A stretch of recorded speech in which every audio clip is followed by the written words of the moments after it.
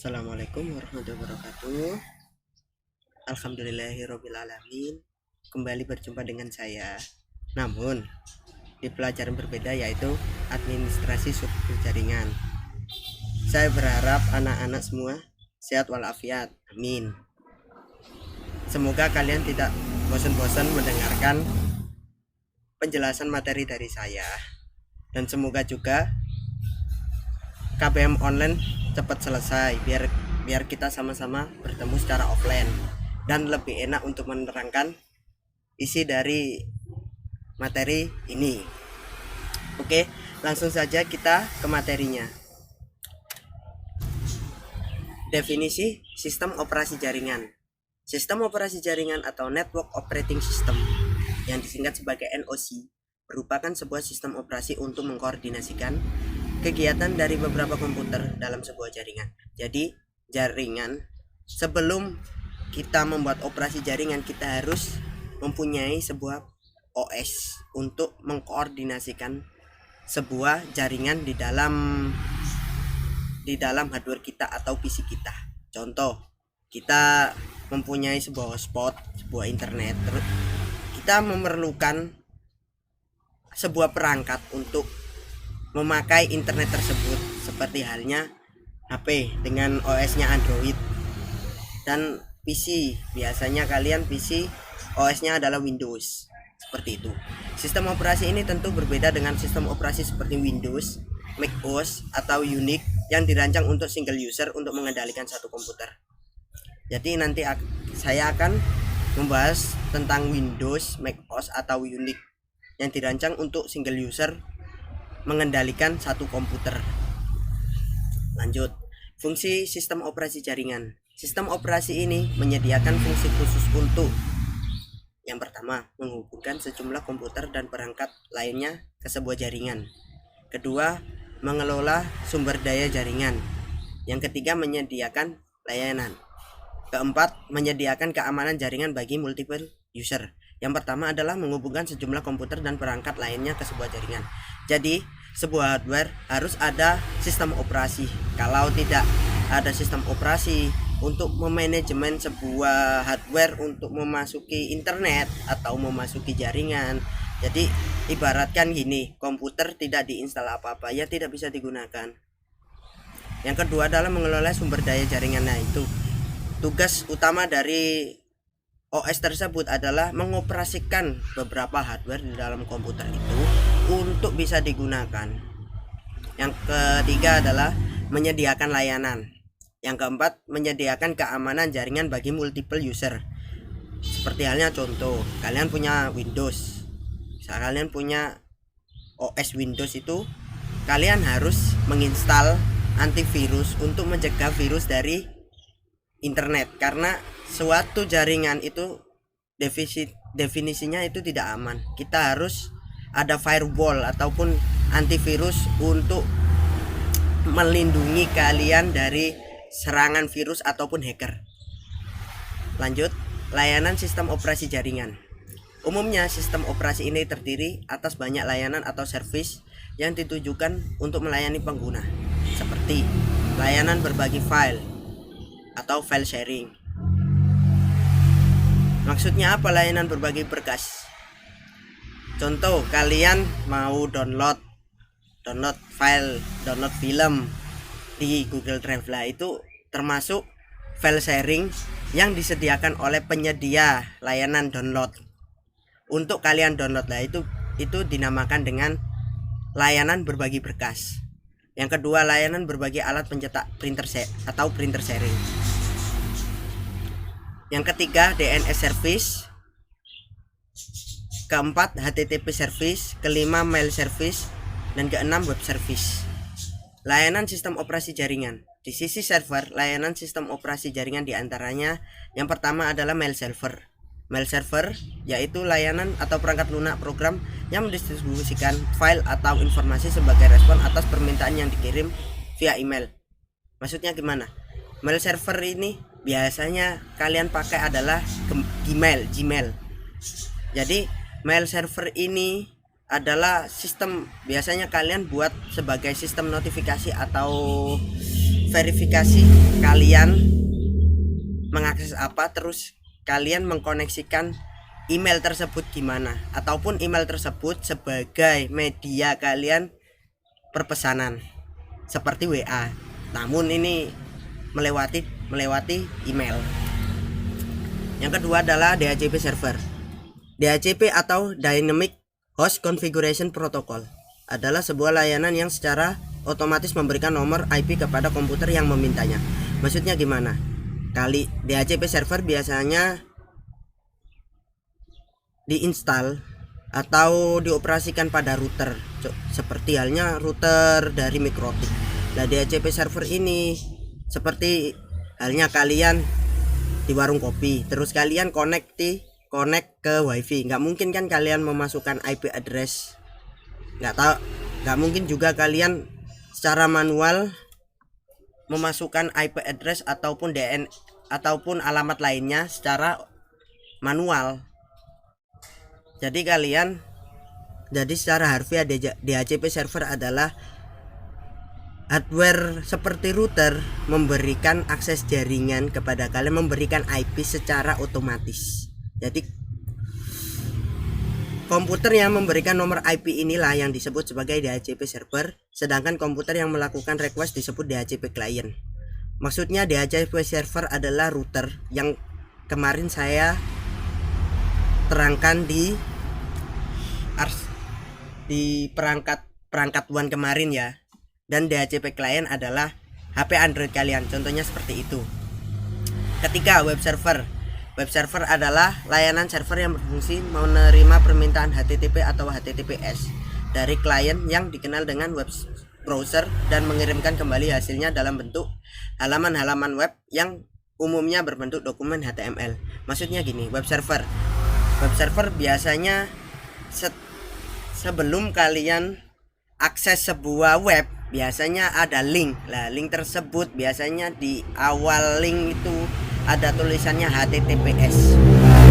Itu adalah web server. Salah satu server web yang terkenal di Linux adalah Apache.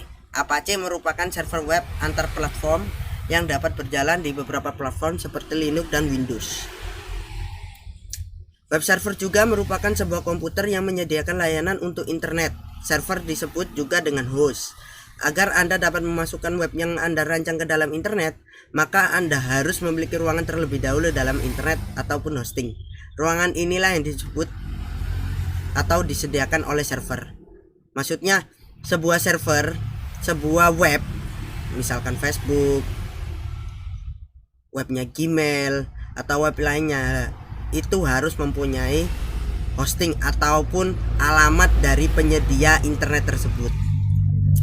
DNS server, DNS atau Domain Name System adalah Distributed Database System yang digunakan untuk pencarian nama komputer di jaringan yang menggunakan TCP/IP, Transmission Control Protocol atau Internet Protocol.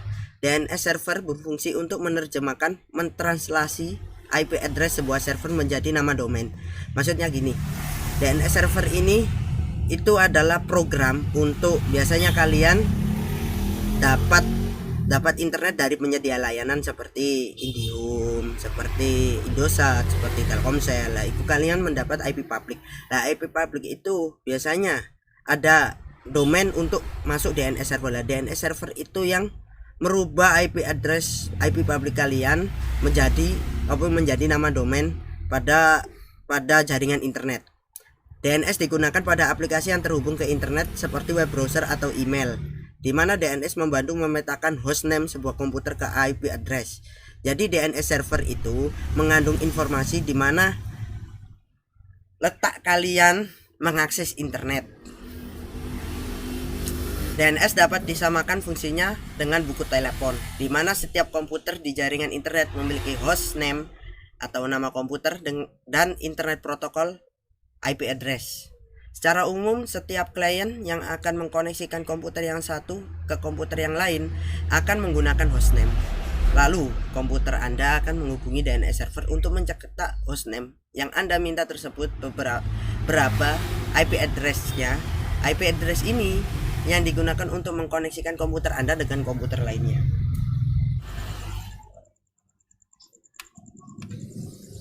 Sebagai contoh, google.com mempunyai IP address 74.125.130.103. Ketika seseorang mengakses blog tersebut yang berarti merequest sistem google.com, DNS request tersebut akan diarahkan oleh DNS server ke server yang memiliki IP address 74.125.130.103. Nah, ini adalah contoh cara mengecek DNS ataupun IP address pada web. Seperti contoh kayak gini. Ini adalah contoh. Jadi kita akan ngecek berapa sih IP Google ini, berapa. Nah, fucek lah.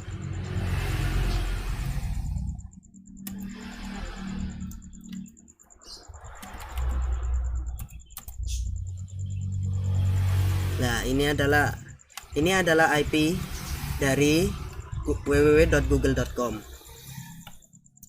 Sama kayak yang di sini.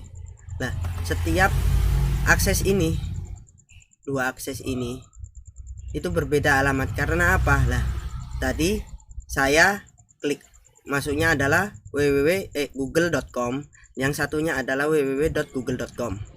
Jadi perbedaan itu bisa membuat IP address itu berubah. Lanjut. Untuk yang kelima adalah FTP server.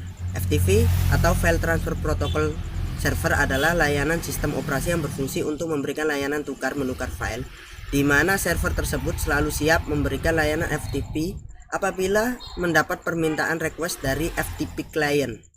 FTP client adalah komputer yang merequest koneksi FTP server untuk tujuan tukar-menukar file berupa download, upload, rename file, deleting file, dan lain-lain sesuai dengan permission yang diberikan oleh FTP server.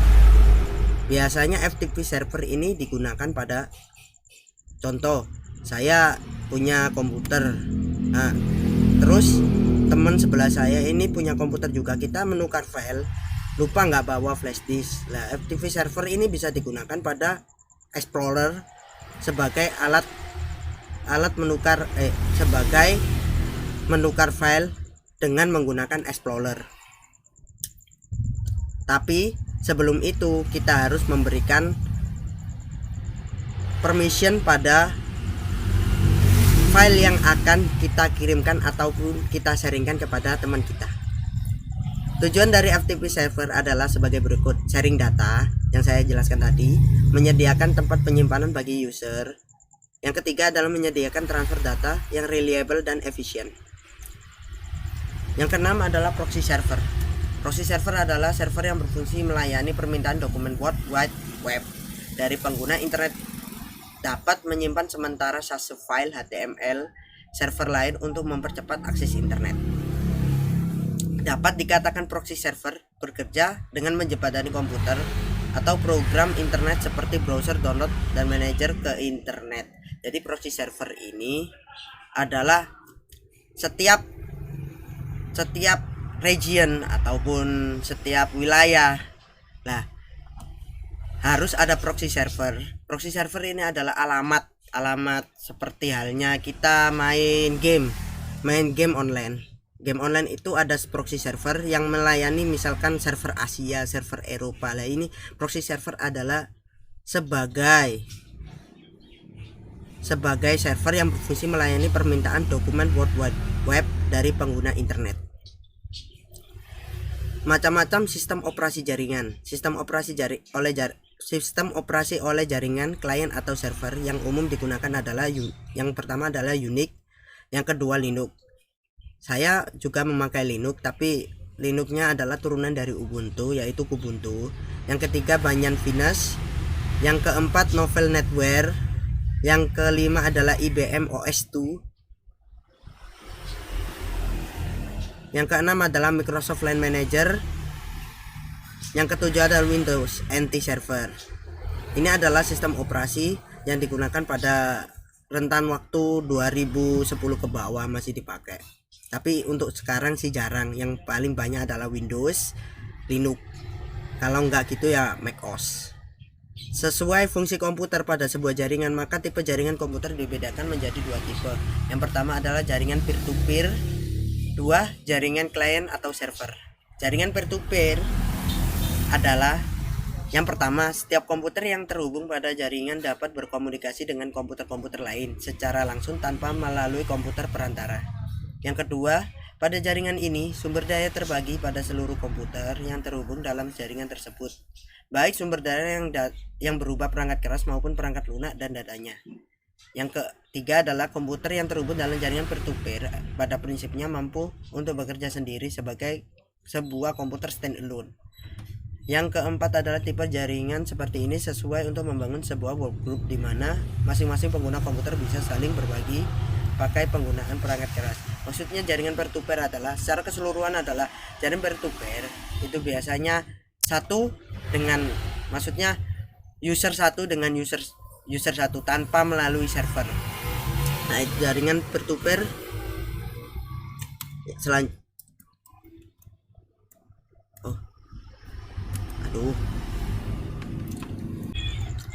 Windows NT Server ini adalah cikal bakal dari Windows yang kita pakai sekarang ini. Jadi ini adalah cikal bakal atau mbahnya dari Windows yang interface-nya gak jauh beda sih dengan interface Windows XP. Oke, ini kata-kata sebagai penutup dari saya. Semoga ilmu yang saya berikan ini bermanfaat. Mohon maaf dengan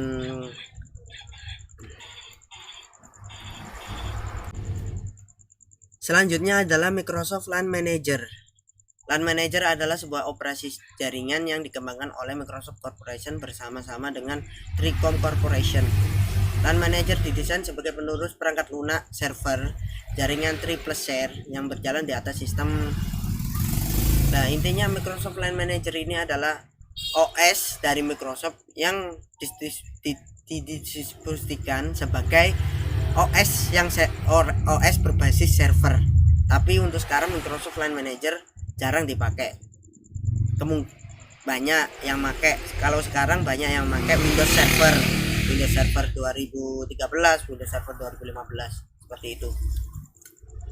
Nah, soalnya Microsoft LAN Manager ini udah lama sih berdirinya, ada publishernya aja mengeluarkan di tahun 1990. Untuk saat ini ya under OS katakanlah. Nah, ini yang banyak dipakai tahun 2000 ke bawah ya, sampai 2005 Windows NT Server. Sistem operasi yang dibuat oleh Microsoft sebagai kelanjutan dari OS2 versi mereka. Windows NT merupakan sebuah sistem operasi 32 bit dari Microsoft yang menjadi leluhur sistem operasi Windows 2000, Windows XP, Windows Server 2003, dan Windows Vista. Oke. Windows NT Server ini adalah cikal bakal dari Windows yang kita pakai sekarang ini. Jadi ini adalah cikal bakal atau mbahnya dari Windows yang interface-nya gak jauh beda sih dengan interface Windows XP. Oke, sekian penjelasan dari saya. Semoga ilmu yang saya jabarkan ini bisa bermanfaat. Mohon maaf untuk penjelasan dari saya, mungkin kurang bisa dimengerti, mungkin kurang bisa dipahami. Semoga sekolah daring ini cepat berlalu. Mungkin ada pertanyaan, bisa kalian tulis, bisa kalian tanyakan pada pelajaran offline kita. Kurang lebihnya saya mohon maaf dan terima kasih sudah menyimak dengan baik. Wassalamualaikum warahmatullahi wabarakatuh.